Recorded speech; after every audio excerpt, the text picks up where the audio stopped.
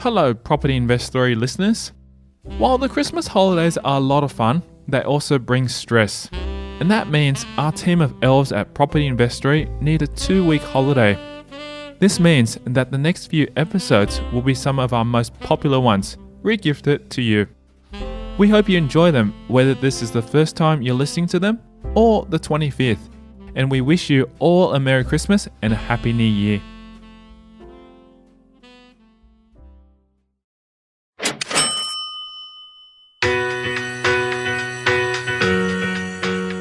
So I went to this Port Macquarie place. No one showed up.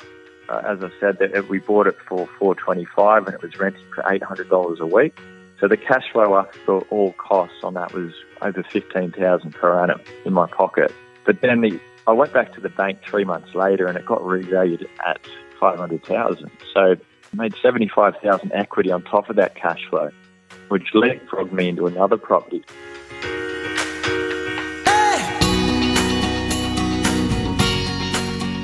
This is Property Investory, where we talk to successful property investors to find out more about their stories, mindset, and strategies.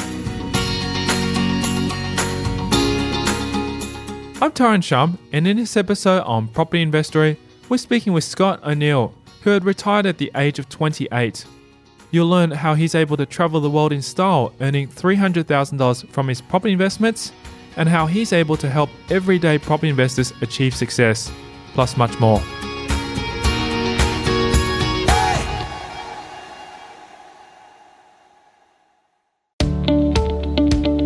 So in, say, 60 seconds or less, what do you actually do in any given day? So every day, not every day, I'll wake up and go to the gym or possibly surf in the morning. I'll wake up and then when I get back, I'll look through my emails, check what properties agents have sent me over the last day or so. If there's any good ones in there, I normally carry out a very thorough due diligence, prepare them for clients. And then I'll spend the afternoon actually just talking to my clients and possibly linking them up with actual properties that suit their needs. And it's a very busy day that sort of can actually involve travel. So I do travel often to certain parts of Australia looking at these properties. And yeah, basically then just have a relaxing evening. And that was pretty much just a standard day. That's Scott O'Neill, and he's the director of Rethink Investing, a business that helps people see the numbers behind what they're doing. As a professional investor, his mindset focuses on finding the best return on investment. But how does he do this? I grew up in that type of environment, and I was always of the opinion of, let's say you buy a cafe, you wouldn't go buy a cafe just to lose $100,000 to claim $30,000 back. And that's sort of the negative geared mindset. I like the idea of making money during the year. And so what if I have to pay a little bit of tax back, each quarter or at the end of the year? I'm still making more money than I was losing. And that positive geared mindset was unique to our family. I don't think that was one that I had any influences from. I didn't read about it. I actually fell onto it with a little bit of luck. My very first property was in Sutherland in Sydney, and it was a house in Granny Flat. It was an old house, wasn't the best street, but I paid $480 for it back in 2010. And it was renting for nearly $700 a week. And that was enough to cover all the costs. And even after all the mortgages, all the maintenance, everything was taken out, I was still left with cash flow at the end of the year. And I didn't really appreciate how good that property was at the time, but that was, a classic lesson. If you get the right property at the start of your portfolio, you can just go so much further. Before building up his portfolio and businesses, O'Neill looked at a different career path. This coincidentally opened up exciting property opportunities and led him to where he currently is. So I grew up in the Sutherland Shire in Sydney, and I went to school at Newington. So it was a disciplined school, and that took me into an engineering degree at uni. So I was a civil engineer. I spent 2 years building railways in Sydney, and then the long hours and all that sort of pushed me towards, because I was working Saturdays and Sundays, Christmas Eve, New Year's, like whenever people are not on train lines, I was working.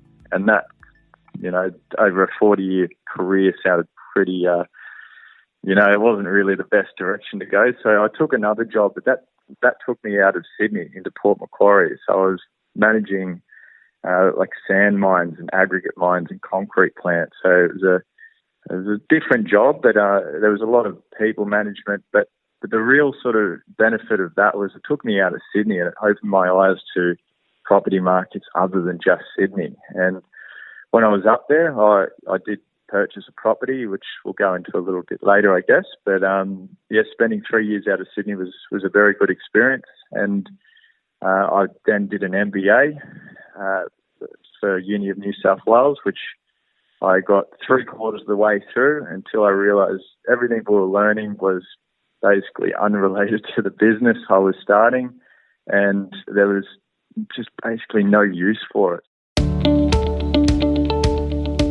From these unsuccessful learning experiences, O'Neill started to focus on his true passion of property investing. I then actually deferred that MBA and basically just concentrated on property investing in this business that I'm running, and that sort of leads us to where we are now. And currently, my business, Rethink Investing, is one of the fastest growing buyers agents in the country, agency should I say, and it's all just based on the exact same strategy that helped my wife and I quit our jobs at 28, and now we sort of travel around 6 months a year overseas, and we'll continue to do that, just using the cash flow from properties.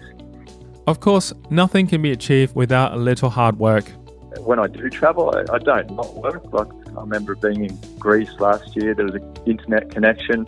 Still means I can open up the emails and do a couple of hours in the morning, a couple of hours at night, just catching up, making sure everything's running smoothly. And agents actually still send me properties without me making phone calls. So I never had to actually talk to these agents over the phone, because I just send an agent a checklist of due diligence. I make sure it's all factual and, run comparable sales reports myself.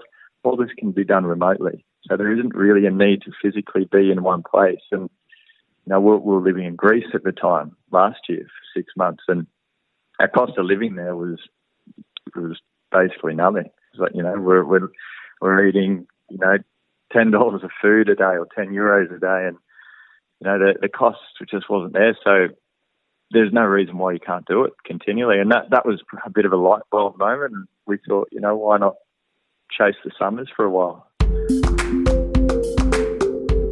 With minimal work in an endless summer, O'Neill had made his life the perfect 4-hour work week, as coined by Tim Ferriss. I actually did read that book a while ago, and it was before I started any of this, and definitely I didn't appreciate it at the time, but I definitely sort of saw a lot of a way of life that I wanted to follow, and he's the first to sort of make it public, I guess. For O'Neill, property investment is a perfect way of life rather than a get-rich-quick scheme. Like my wife lost her mother a couple of years ago, and it really just made us appreciate life as well, and that's why we've really stuck to it. Most people end up just trying to forever expand a business or chase the dollars, but for us it's really about actually living the lifestyle that you wanted when you were starting out. And we've got ties in Europe, so we do spend a lot of time there. We will continue to do so, and it's really this was never about to get rich. It was always about being able to buy our time back. And, cash flow is the only way to do that. And we didn't go into big developments and stuff like that because they're just time consuming. We could have made more money in other areas, but, there was a lot more risk. And this is just a way of being able to make money safely whilst keeping your time, and, you'd be able to continually build off it as well, year after year. O'Neill did not let early hurdles and pitfalls deter him from attaining his desired lifestyle. As a property investor, I'd see myself as fairly conservative, which might sound quite random because I own so many properties, but I bought my first property in 2010, which was actually a very negative year for Australian property. And I always had the mindset that property was going down at the time. I was reading a lot of forums, and everyone was calling it a 30 or 40% drop in property prices. So I kind of was starting with a bit of a negative mindset, and that pushed me towards positively geared property. And the reason for that was if it didn't grow that year, I was still getting a return out of my investment via cash flow, which made me feel a lot better about entering the property market, even if the time wasn't perfect. So I am basically slightly negative base, but that kind of just means I'm just preparing for when times aren't as great as they currently are. But I have a large mindset, so I really like the idea of building large portfolios. O'Neill's first property was in the coastal suburb of Sutherland, but his first attempts at purchasing property were anything but calm. So when I was 17, I remember talking to a mate and we were trying to buy a property together because we heard one of our tradie mates who'd been working for many years just got into the property market. So that excited me. I really wanted to get into property. And obviously the bank just said, go away, you've got no full-time job, no deposit's not enough. Basically got rejected. So I finally got an approval when I was 22. So 5 years later, I was working, 4 or 5 days a week in bars, and I was travelling at the same time. But even when I travelled, we were in Canada. I was a chef, and I went to the Gold Coast for a year, and I was working in the nightclub. So I was always working. So I was saving a deposit. And when I was 23, I finally got the property I was looking for. That was that Sutherland property, which was positively geared. So I came up with a deposit at the time. It was 10% of the property's value. So plus stamp duty, we got the first homeowners grant, so that didn't have to pay stamp duty. So basically got into that property and it was positively geared, so I was saving even quicker. From this eventual laborious success, O'Neill leapfrogged his way into the Australian market, making waves wherever he landed. My third property is probably my favourite one because it was in Port Macquarie. This is about 6 months later, 12 months later, I can't quite remember, but it was a mortgagee repossession sale. It was 4 units on one title, and there was a price guide of $500,000, and no one showed up to this auction, and ended up negotiating it for $425 later that night. Bought it on the spot. It was renting for $800 a week. There's 4 units on it. They're all renting out for $200 each, and I went back to the bank about 3 months later and it got revalued at $500. So that's $75,000. I basically had another deposit for another property, and then I went up to Gold Coast at the time and bought a 3-unit subdivision up there where I could actually strata title it. And again, I was just uncapping all this equity by just buying unit blocks, and then I kept just repeating that and bought another unit block up in the Gold Coast. I bought a property down at Cooma, which there was 4 units down there on one title, and then just got into some other stuff like renovators. Bought in Ipswich, bought like a house in the Gold Coast, which could be renovated a little bit. Couple of dual incomes in Brisbane, which are, upstairs, downstairs arrangements. So basically like a granny flat. But each time I was kind of acquiring another 5 to 10 grand cash flow a year. So this income was growing quick. And our first goal was to replace my wife's income, which happened pretty quickly after a few properties. And then the next goal I was still working in Port Macquarie at the time, was to replace my income. And eventually we did. Eventually, O'Neill's little pond grew too small, and he made his next big success in commercial property investing. Then the business would start on the side, and more about my portfolio. I started getting into commercial. That was the next big step. I was really nervous because I felt like I didn't have the expertise like I did in residential property markets, but commercial turned out to be better again. So I bought my first property was a little supermarket in Perth. So it was a dead market over there. It still is, but it had a 5-year lease on it, and the tenant has never missed a payment, and it was returning a huge amount. I bought it, the total price was $620,000. It was renting for $72,000 a year, and they paid all the outgoings.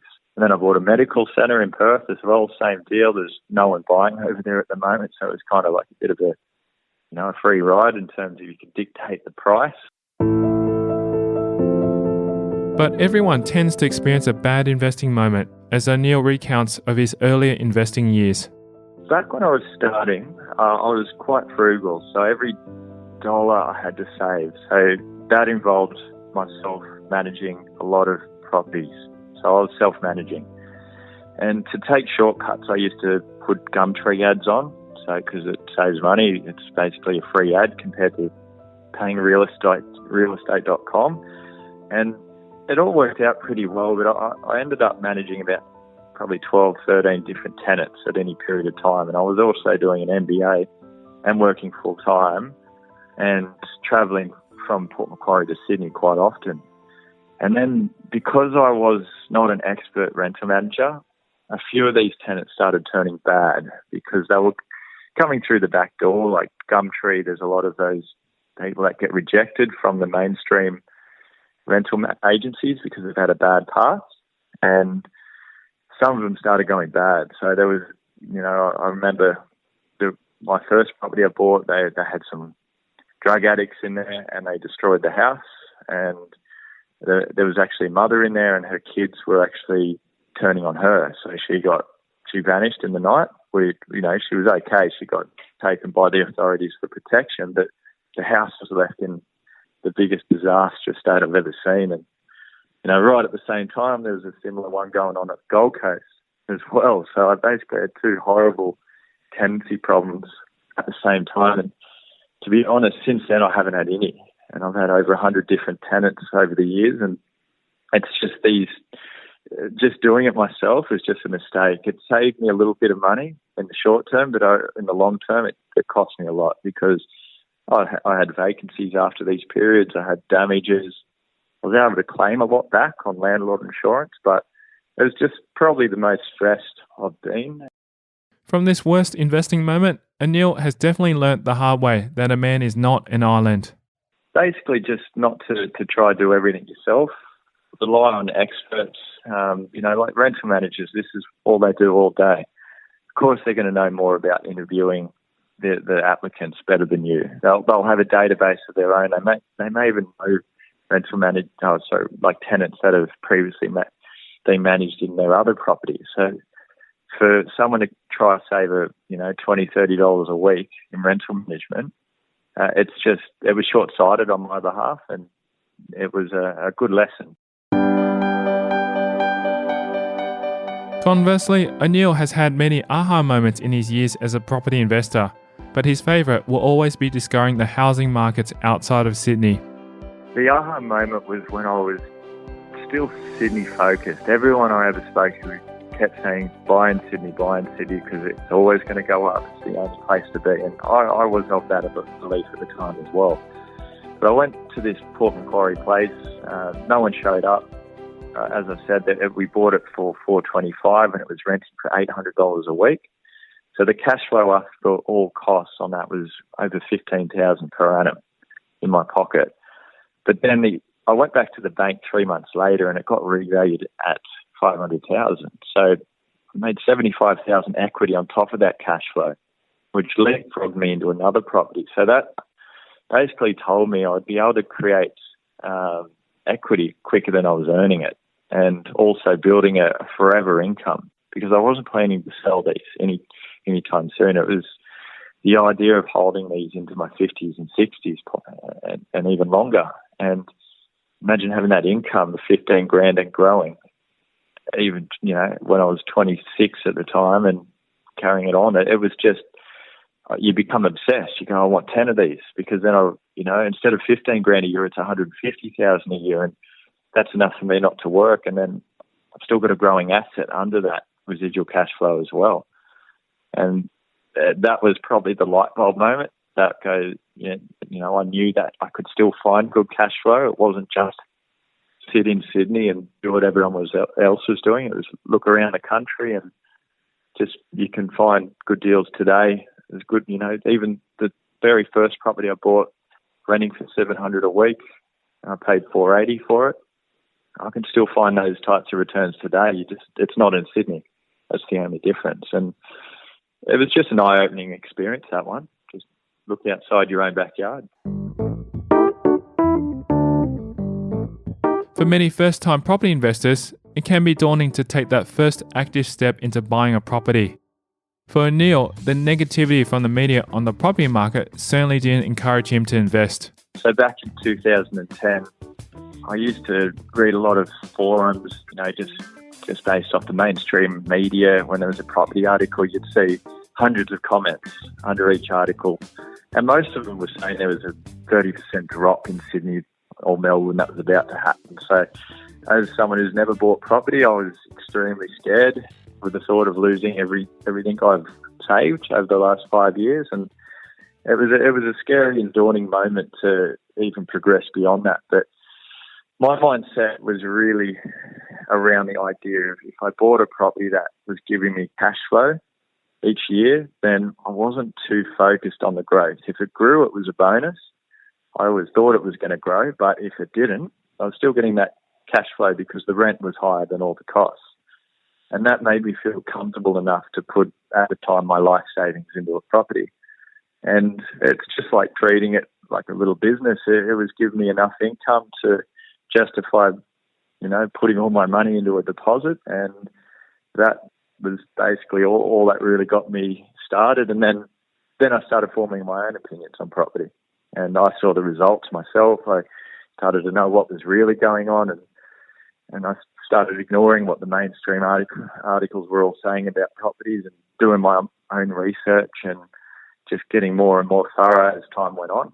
And the more research I did, the more confident I got to progress into different markets. And, the strategy never really changed. It was always just buy properties that, give an income back and also have an upside in growth. And if there was a chance to add value via equity, like through renovations or subdivisions, that was a bonus as well. So I chased those. They say if it ain't broke, don't fix it. Having built a substantial portfolio since purchasing his first investment property, Anil believes his mindset hasn't altered much as remaining cautious has proved to work well for him. Because when you've had equity to do things like developments or, I've been looking at investing in the US at the moment. Also, you just get distracted a lot. Buying a family home, like we currently rent where we live, and that we don't want to change that, but it's very tempting to look at a family home all the time because, it's just like a basic human need which you've got to ignore. But sticking to the strategy has allowed us to buy more than, most people. But if we went down those other angles, I think I would have made a mistake. So I'm kind of like quite a boring investor. It hasn't changed because it works. So we would, my wife and I just continually do it. And there's no reason why we won't have 50 properties in 5 years' time doing the same thing. And that's just tough to not get distracted, though, in the meantime, because, like if we buy a house to live in Sydney right now, you can spend millions of dollars and all of a sudden your cash flow is going to be reversed and it'll be harder to get bank loans, and then you're just going to be chasing bad debt instead of the good debt. And obviously rent compared to buying a house is very cheap as a comparison in Sydney at least. However, staying focused can't always be easy. His secret to maintaining discipline is the time and effort he puts into accumulating investment properties. Look, I draw a lot of inspiration out of, people like Warren Buffett. He's got those investor rules like, rule number 1, never lose money. Rule number 2, don't forget rule number 1. And it's just so easy to lose money in property. And we've got this strategy which I can't see a way of losing money. Like even if interest rates go up to 10%, we're still going to be in the best position compared to other investors, and we'll hold through these these higher interest rate times. So, the chances of losing money are very, very low. And, if we get greedy and just start chasing things like big developments and that, a developer goes bust, you can lose it all in one go. And it's taken us our whole life to build.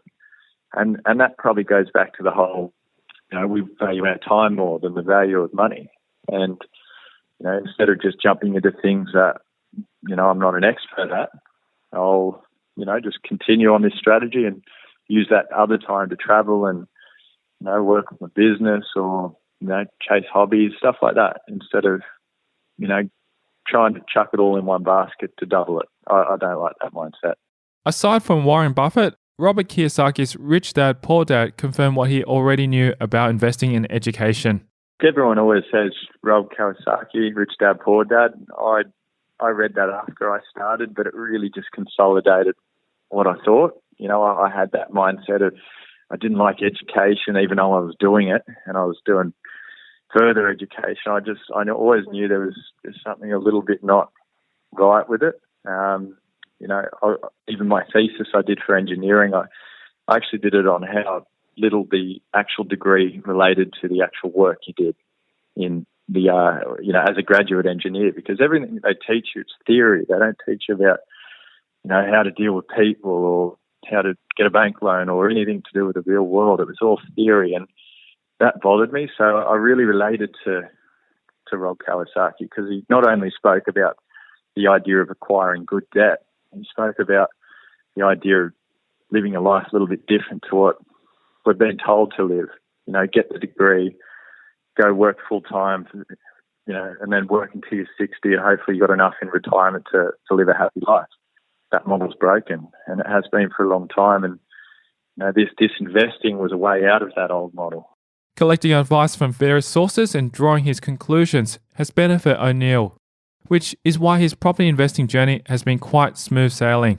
Best advice would probably be more just collecting advice from many different people. I'm someone that will always ask a lot of questions, so I'll ask my friends, my father, about investing, or my friends, other people in the game. Just basically get the opinions on 20 different people and come to my own conclusion, and that has allowed me to never have a really bad moment in investing. Like, I know I mentioned that I had a bad tenant moment, but I've never actually had a bad investing moment. Never lost money on a property yet. And it's just because I'm really conservative and ask a lot of questions and, make sure I don't bite off more than I can chew, and don't make a decision until I fully understand it as well. I'm looking to purchase in the US this year, and I'll probably take 3 months of research before I even get close to thinking about it seriously. And I probably won't do it. There's a chance it won't happen because I'll find too many problems with it. But I know a lot of people might just go in that position, just go buy something over there. And then you can make that mistake and end up selling it 2 years later.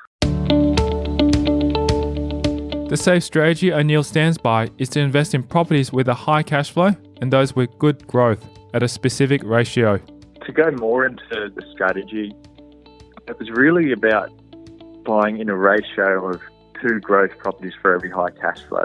So my growth ones still were good cash flow. They had a minimum 6% yield on them, so enough to just cover their cost. And then 1 out of 3 properties was a cash cow, so it had an 8 to 10% yield on it. And that could have been a commercial or a unit block or a house and granny flat. But that cash cow is very important, even though that one may have not have grown as fast as the 2 growth ones. That cash flow allowed the banks to still look at me favourably and obviously give me an income. And then also the capital growth was what created equity if I needed it to progress another one, into another property. So there was a very strict ratio of buying in 2 growth properties for every cash cow, but are strictly saying those growth ones still had good cash flow. So it wasn't like going to buy a 2.8% yielding Sydney house, because that would just destroy my portfolio in terms of the income. So it was very, very rigid, very structured, and that's basically what I still follow today. It's clear the strategy has worked for him. So when did he realise he was onto a good thing? It was probably about 5th or 6th property when I started having trouble with banks. They said, you've got equity here, but your incomes weren't high enough to keep going. So then to get around that, I'd buy properties with very high cash flow. And then all of a sudden, at the time, it just opened up the lending to squeeze that extra house in. And then I would have a great result there. A year later, that property's grown in value and the rents have all gone up across the board. And it sort of just allowed me to, one step at a time, move forward. And it didn't happen overnight. Every single property I've ever bought had been tricky with the banks at the time.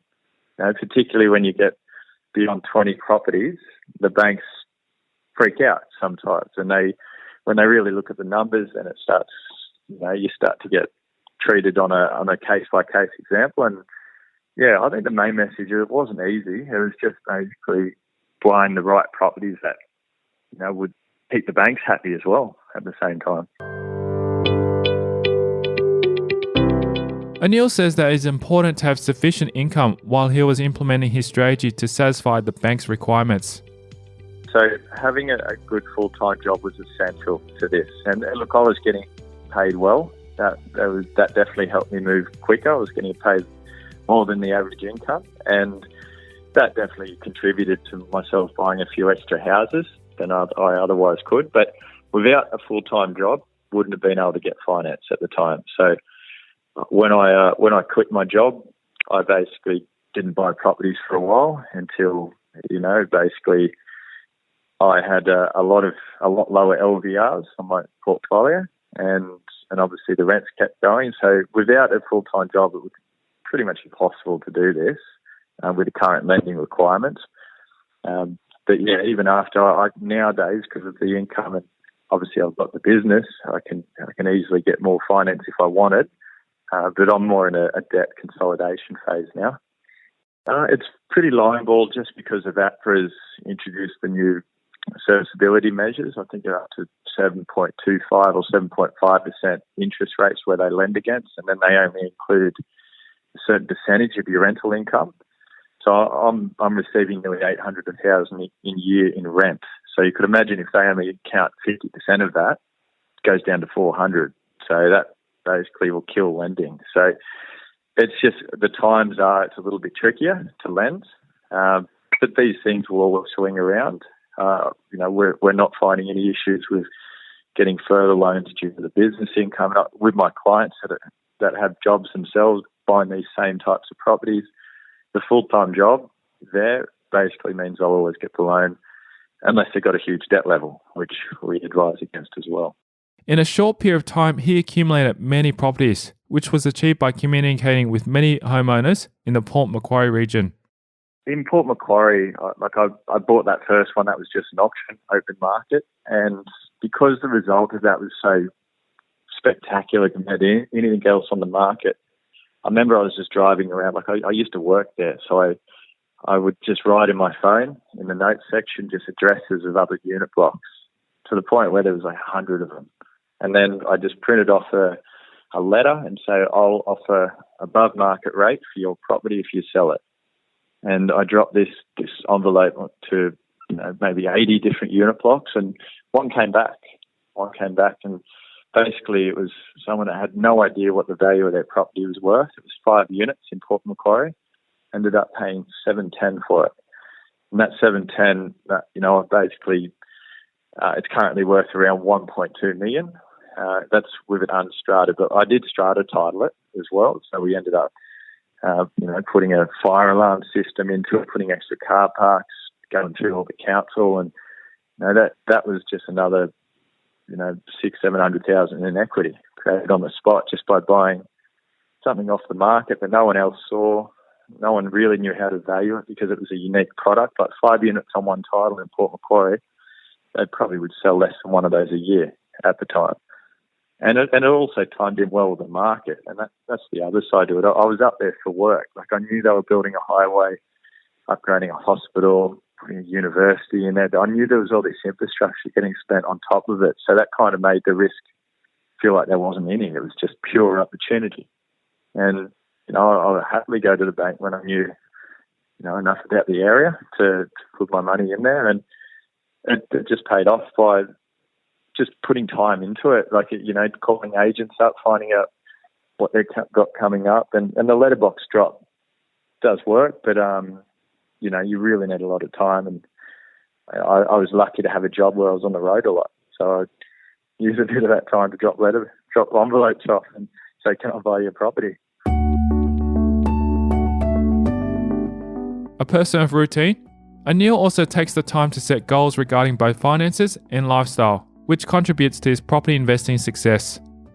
So I wake up, I make sure I sort of check all the emails in a routine because, as I mentioned before, we put a lot of time into getting these properties sent to us before they go online. So basically treating them as gospel and making sure you get back to the agent quick or whoever's selling it to us, and then present them to clients. So it's a real routine of, exercise in the morning, check what properties we've got that's come across our desk, present them to clients, and then basically we're chatting all afternoon and can go quite late into the evening. And it's, the other side, I set goals probably, once a year to say, silly ones as well, like spend at least 3 months overseas, grow the portfolio by this amount, set percentages and also track it month to month. So there's a little bit of goal setting involved, but goal setting around lifestyle as well, not just money all the time, which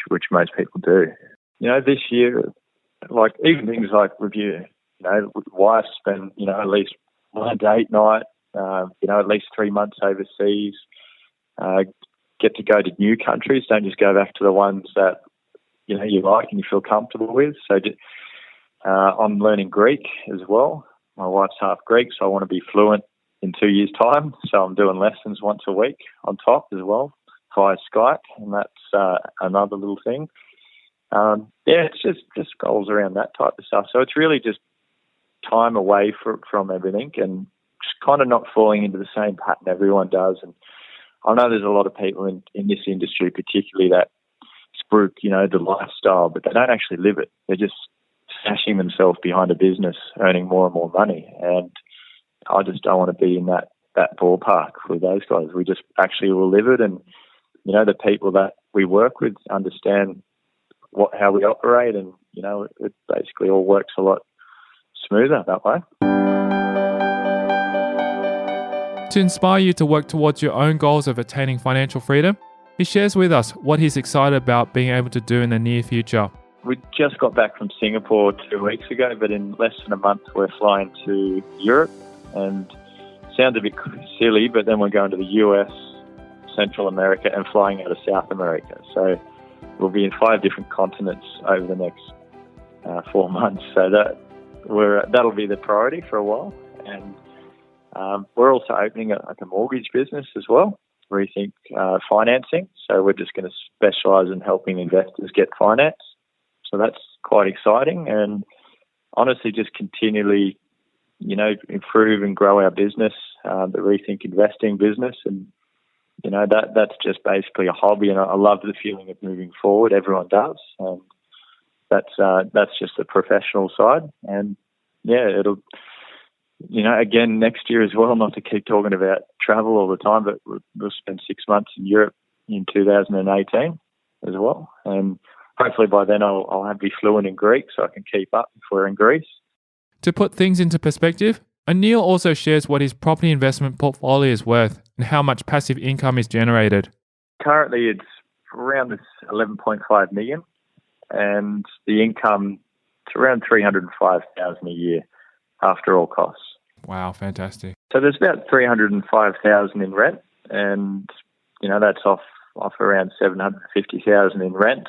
And as an example, like our interest bill is less than 300,000. So you can see that we've added a lot of cost in there to come up with that income, and it's still 305 ahead, and that's pretty much been that's the only thing I look in my portfolio now. I don't really care too much what the total value is worth. It's about that income.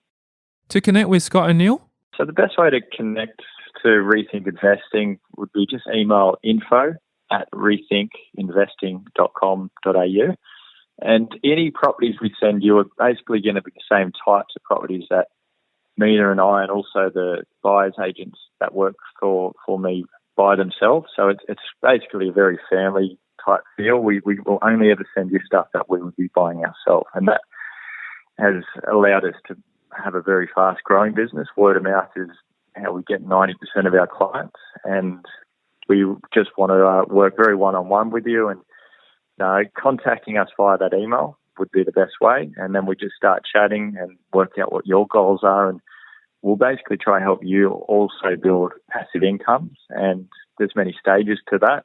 It might be involving high growth residential to start with, moving into high cash flow residential, and then later on we might help you look at commercial assets, because they're the real big kickers to get you that extra income, even when you've got some, you're running out of lending capacity. Those ones can sort of be looked outside the normal lending scope sometimes. So we help you through all of that, and we'd love to help you out if you email through.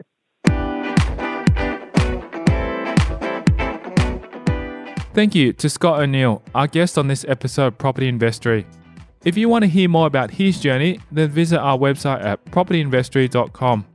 Simply type in the search bar Scott O'Neill and select that episode to learn more about his story.